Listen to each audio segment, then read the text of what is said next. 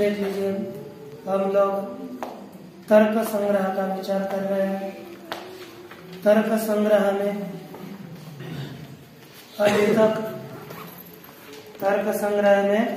अभी तक किसका किसका विचार किया है ना? पृथ्वी का विचार कर रहे थे। पृथ्वी का पूरा विचार हो गया, विषय तक हुआ। अब हम जल का विचार करेंगे। तो देखिए, जल का दूसरा नाम है आप। क्या है? शीत स्पर्शवत्य आप। शीत स्पर्शवत्य आप। शीत स्पर्शवत्य आप। शीत स्पर्शवत्य आप। शीत स्पर्शवत्य आप। शीत स्पर्शवत्य आप। शीत स्पर्शवत्य आप। शीत स्पर्शवत्य आप। ताः द्विविधा।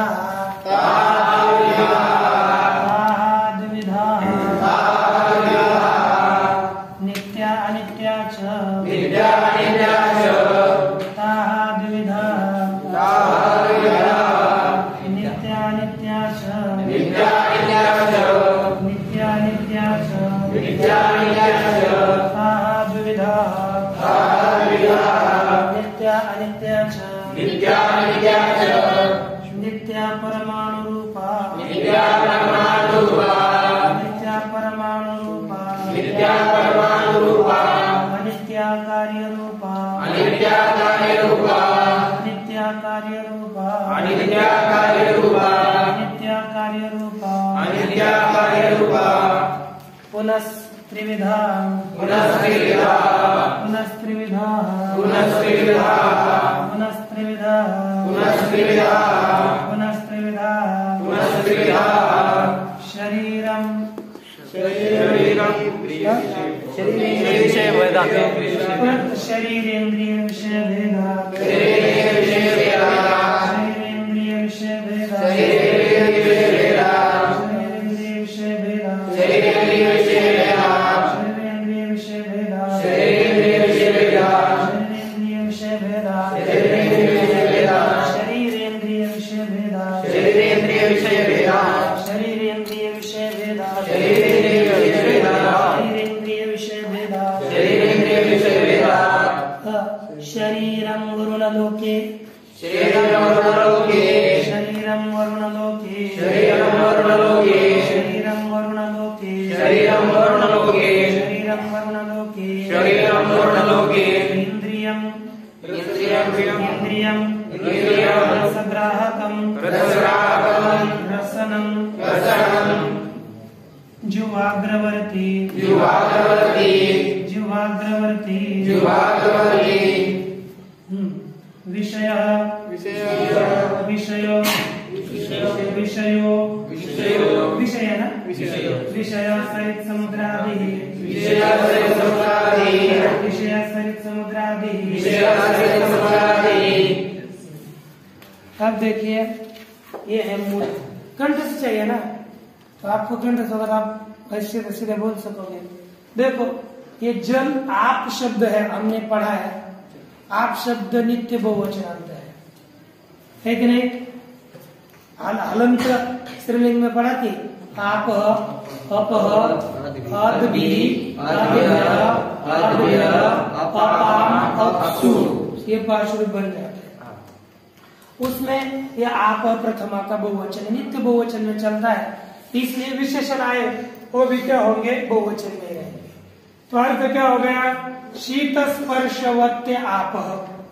क्या अर्थ हुआ? देखो, शीत स्पर्श वाला जल है। क्या अर्थ हुआ? शीत स्पर्श वाला जल है। क्या है? शीत स्पर्श वाला जल है। शीत स्पर्श वाला जल है।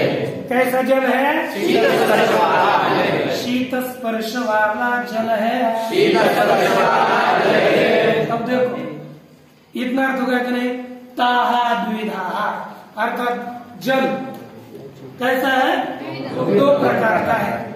एक नित्य जल है और दूसरा अनित्य जल है। नित्य कौन सा आप है? परमाणु रूप जल नित्य है और कार्य रूप जल अनित्य है।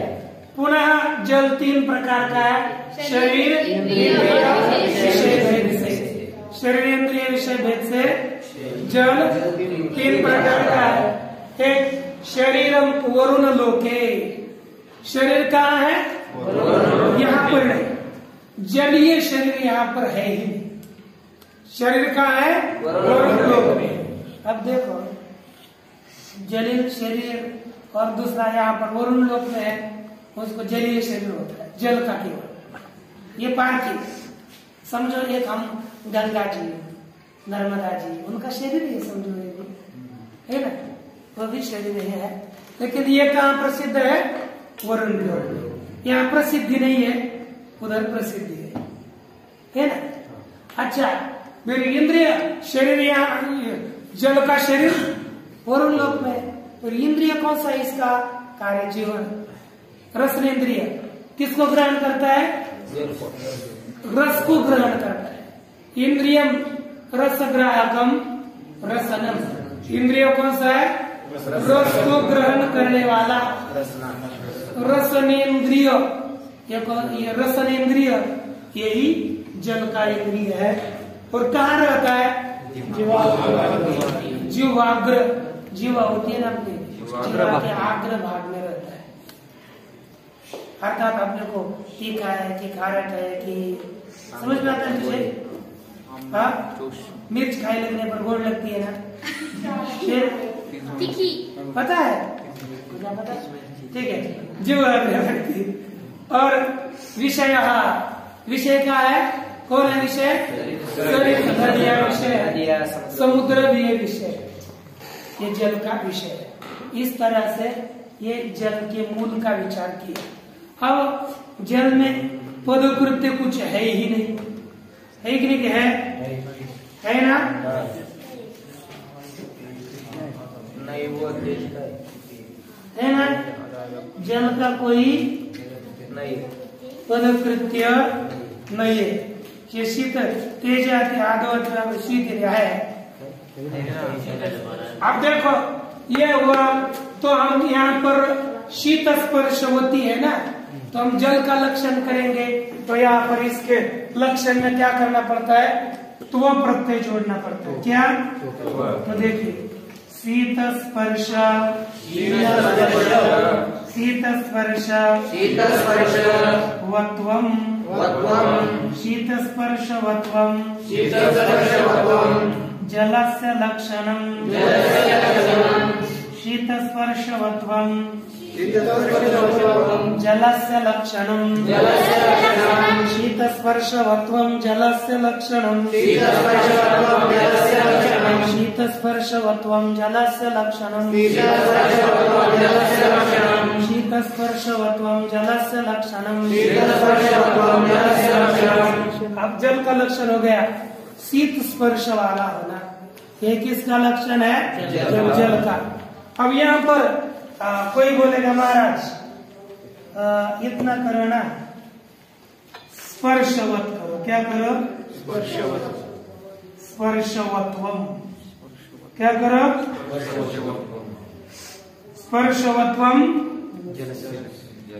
ये मूल पूरा लक्षण हो गया।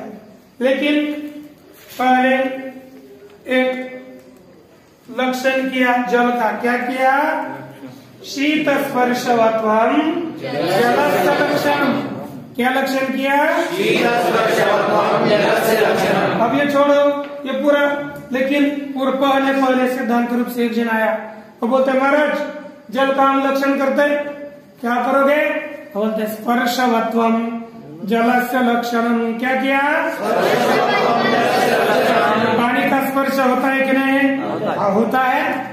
तो स्पर्शवान पानी हो गया कि नहीं? तो स्पर्शवत्व पानी में रहा, तो स्पर्शवत्व पानी में रहने के कारण जल का लक्षण हो गया स्पर्शवत्वम। ये किसने कहा? सिद्धांत ने कहा। तब उसके पास पूर्व पक्ष आ गया, ओ महाशय आपने जो जल का लक्षण किया उसमें दोष है। कौन सा दोष है? अतिव्याप्ति है। कैसी अतिव्याप्ति है? वो बोलते देखो स्पर्श तीनों में रहता है। किसे? चारों में, पृथ्वी, जल, तेज और वायु। इन चारों में स्पर्श रहता है।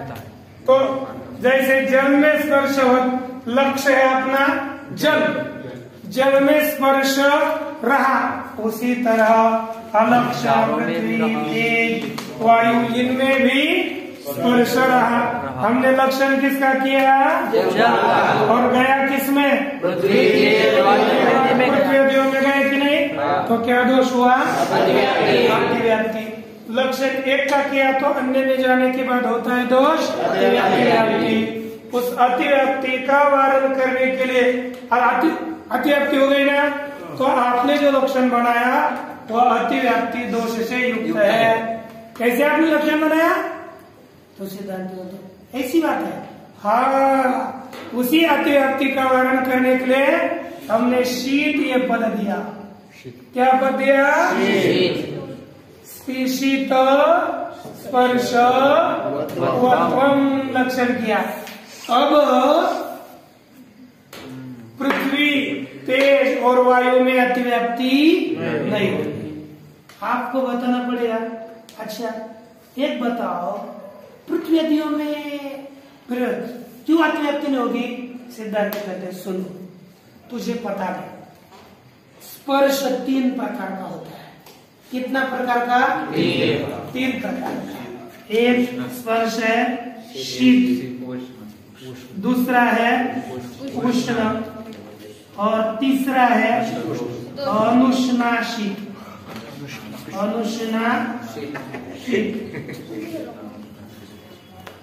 अब देखो, पहला स्पर्श है शीत, दूसरा है उष्ण और तीसरा है अनुष्णाशीत। अब शीत स्पर्श जल में रहता है, उष्ण स्पर्श तेज में रहता है अग्नि में, और न उष्ण और न शीत अनुष्णाशीत वो पृथ्वी में रहता है और वायु में। आप बोलोगे महाराज पृथ्वी कभी ठंडी लगती है, देखो नाक लगा कर नीचे, कैसा है? ठंड है कि नहीं? तो शीत है, तो यह अनुष्णाशित कैसे? तो कहा अरे जल इत्यादियों का संपर्क होता है ना, उसके कारण वो शीत होता है ना। जब उष्ण हो गई तो धूप का संपर्क हो गया, इसलिए वो गर्म हो गई। लेकिन पृथ्वी ना गर्म है ना ठंडी है, ऐसा उसका स्पर्श है। वायु भी वैसा ही है ना। तो पानी तेरा रंग कैसा, वैसी स्थिति है, जिसमें मिला है वैसा, लेकिन जिसके साथ रहेगा वैसे ही बन जाता है। अर्थात अब ये शीत स्पर्श किसमें रहता है? जल में। किसमें रहता है? जल में रहता है। ठीक ना? फिर बोले कि महाराज जी ऐसा करो ना, फिर केवल शीतो, क्या करो? शीतो, शीत इतना ही लक्षण करो, क्या स्पर्श करना है ना। तो शीतवत्वम करो, क्या बात है ना? क्या करो? शीतवत्वम। अब संदेह हो गया, आकाश है शीतवत, क्या शीतवत? शीत क्या चीज है? शीत क्या है? शीत तो न गुण है न कुछ नहीं, एक मन में आकांक्षा हो गई बस। शीत इतना ही किया लक्षण। शीतवत्व अर्थात शीत, शीत क्या चीज है? कुछ भी नहीं। ये संदेह हो गया कि नहीं? आकांक्षा होती है मन में। क्या होती है? उसका वारण करने के लिए हमको क्या आगे जोड़ना पड़ेगा? स्पर्श है कि नहीं? शीत करने पर आकांक्षा होती, लिखा है वहां पर, देखो ना, आकांक्षा वारणाय स्पर्शेति, मिले कि नहीं? और तेजादो अतिव्याप्ति वारणाय शीतेति। केवल स्पर्शवत्वम इतना ही लक्षण करेंगे तो किसमें रोहित अतिव्याप्ति होगी? स्पर्शवत्वम इतना लक्षण करेंगे किसमें अतिव्याप्ति होगी? अतिव्याप्ति होगी। उसका वर्णन करने के लिए क्या करना पड़ा? अच्छा, केवल शीत करने पर क्या होता है? सिद्धेश्वर क्या होता है? मन में आकांक्षा जगती है, शीत क्या चीज अर्थ ही नहीं लगा है कि नहीं? तो उस आकांक्षा अर्थात एक इच्छा, मनामध्ये शंका है कि नहीं? तो उसका वारण करने के लिए क्या दिया? स्पर्शवत्वम। तो क्या लक्षण हुआ? जलस्य लक्षण। अच्छा, अब देखो मैं बताऊं क्या, काल सबका आश्रय है। काल इतना डांगरस आदमी है ना, वो उसमें सब कुछ रहते हैं, सब रहते हैं, सब। काल में कौन कौन रहता है? सब रहते हैं। काल सबका आश्रय है। किसका आश्रय है? सबका आश्रय है। तो शीत स्पर्श का आश्रय है कि नहीं? तो शीत स्पर्श वाला जैसे कौन बना? क्या कौन बना? काल बना। उसी अरे शीत स्पर्श वाला जैसा जल बना, उसी तरह कौन हो गया? काल। शीत स्पर्श वाला जैसे जल बना, उसी तरह शीत स्पर्श वाला कौन बना? काल। है कि नहीं? हाँ, काल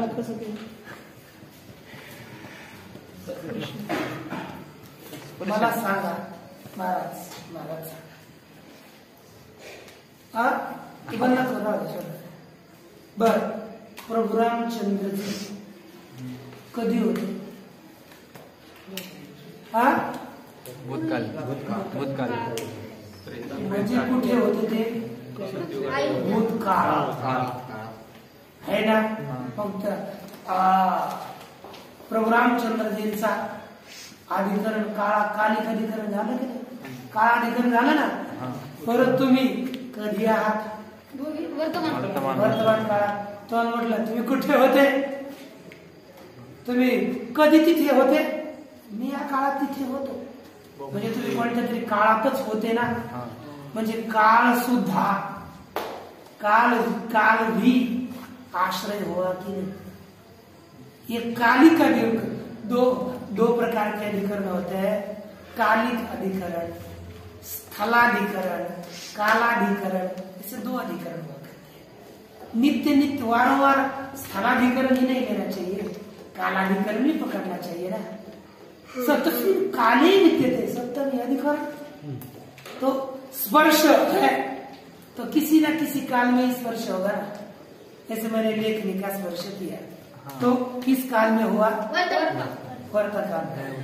है कि नहीं? हुआ कि नहीं वर्तमान काल में स्पर्श मस्तक पर?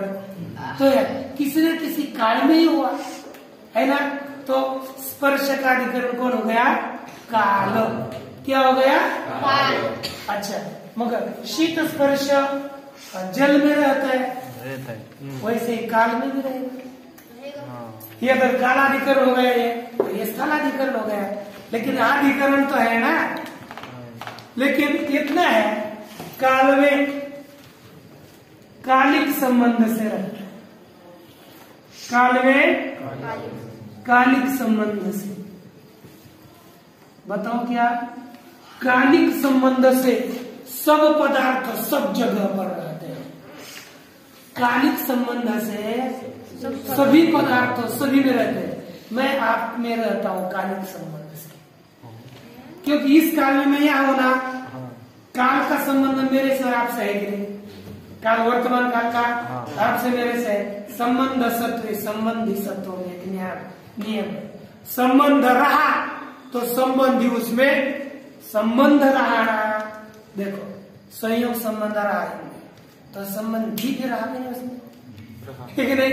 संबंधी है, संबंध हो गया तो संबंधी हो गया. संबंध वाला तो संबंधी होता है.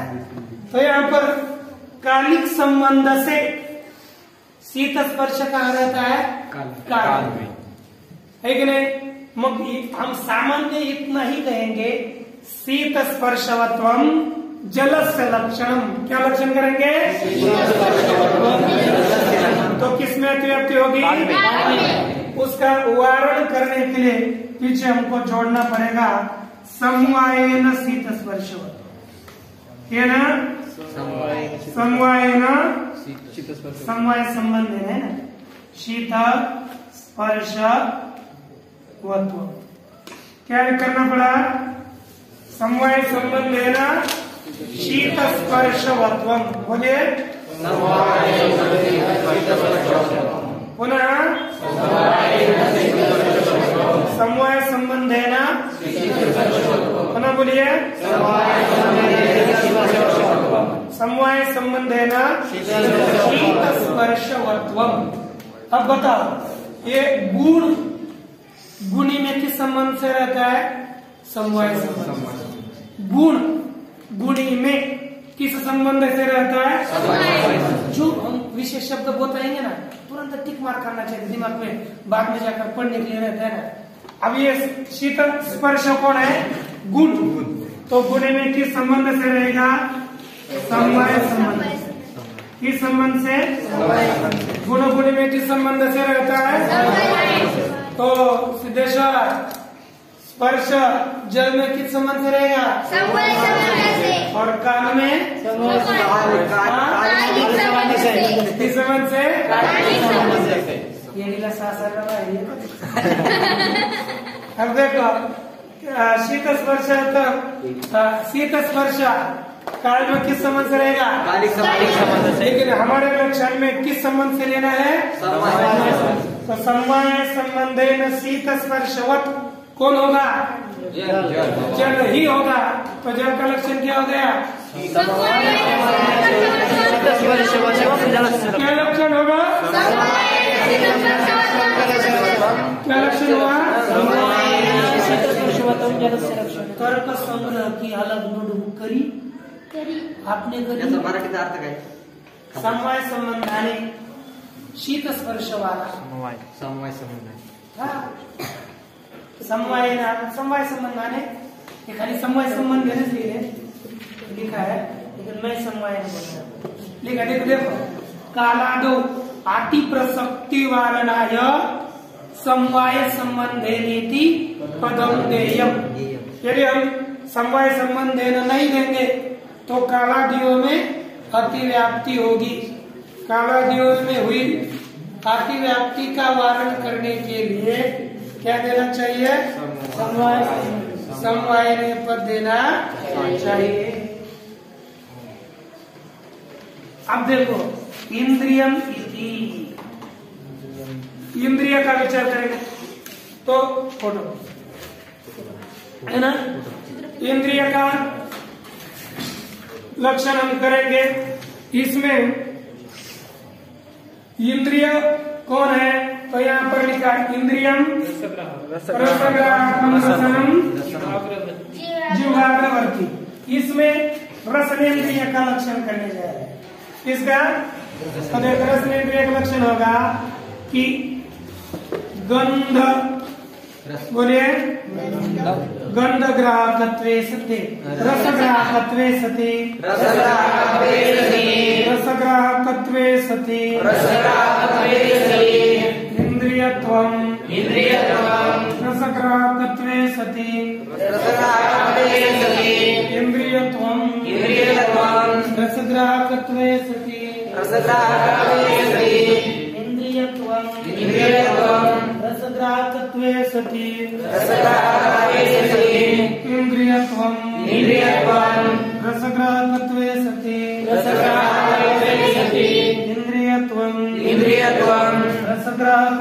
सति, इंद्रियत्वम कस्य लक्षणम? रसनेन्द्रियस्य लक्षणम, रसनेन्द्रियस्य लक्षणम, रसनेन्द्रियस्य लक्षणम, रसग्राहकत्वे सति, इंद्रियत्वम रसनेन्द्रियस्य लक्षणम, रसग्राहकत्वे सति, इंद्रियत्वम रसनेन्द्रियस्य लक्षणम। अब देखिए जो रस का ग्रहण करता हुआ इंद्रिय है वही रसनेन्द्रिय है। यहाँ पर भी पूर्व की तरह पद कृत्य करेंगे तो यहाँ पर क्या किया? इंद्रियत्वम। क्या हुआ? इंद्रियत्वम कस्य लक्षणम? बोलिए इंद्रियत्वम बोलिए इंद्रियत्वम। इतना लक्षण किया तो कहाँ व्याप्ति होगी? अन्य इंद्रियों में। अन्य इंद्रियों में भी इंद्रियत्व धर्म रहता है। इंद्रियत्व इतना लक्षण करेंगे तो अन्य इंद्रियों में अतिव्याप्ति होगी। उसका वारण करने के लिए क्या दिया? रसग्राहकत्व दिया। तो पूरा लक्षण क्या हुआ?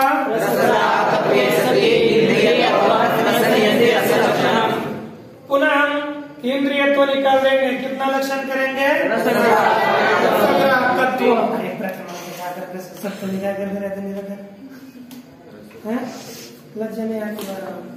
क्या करेंगे? रसग्राहकत्व। इतना ही लक्षण करेंगे तो किसमें अतिव्याप्ति होगी? पूर्व की तरह काल में। काल सबका ग्राहक है, तो काल में भी क्या होगी? तो उसका वारण करने के लिए क्या करना पड़ा?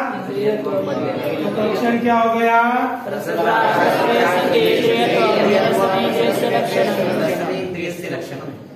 जैसे मैं बताऊं क्या, जैसे ये काल में अतिव्याप्ति होती है ना, ये आपने देखा है, यह आदमी है, ये है ना, यह आदमी है, ऐसा नाक है ना?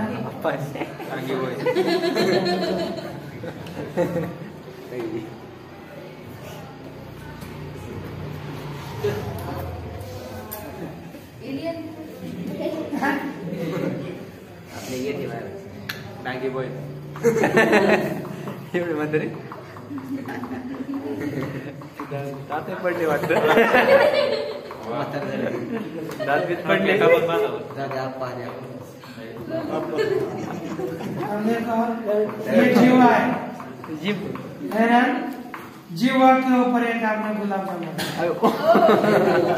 आगे देखो, जीवा के ऊपर गुलाब जामुन रखा, चॉकलेट बर्फी।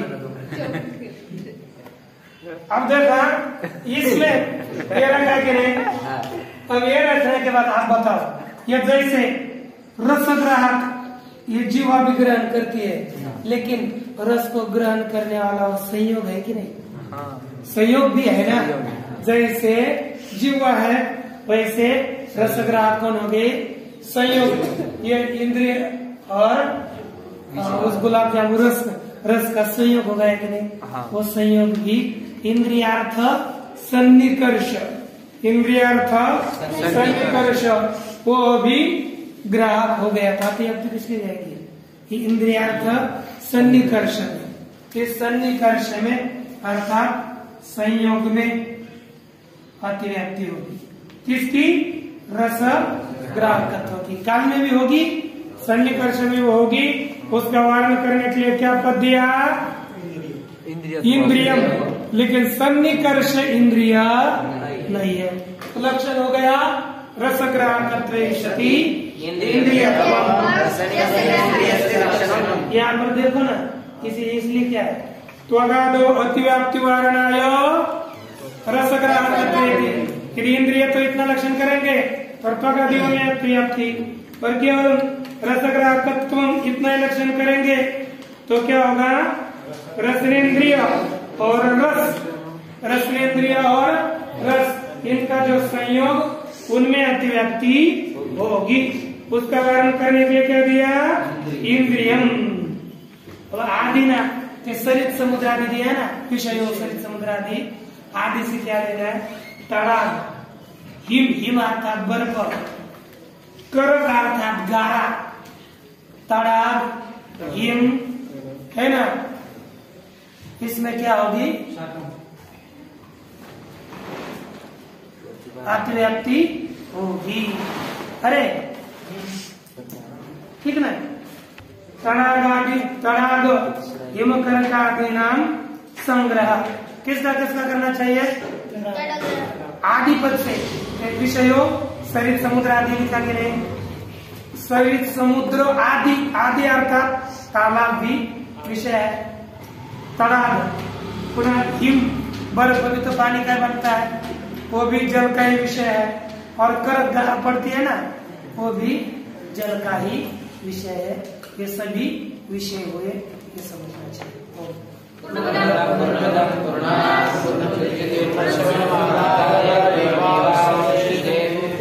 शांति शांति शांति।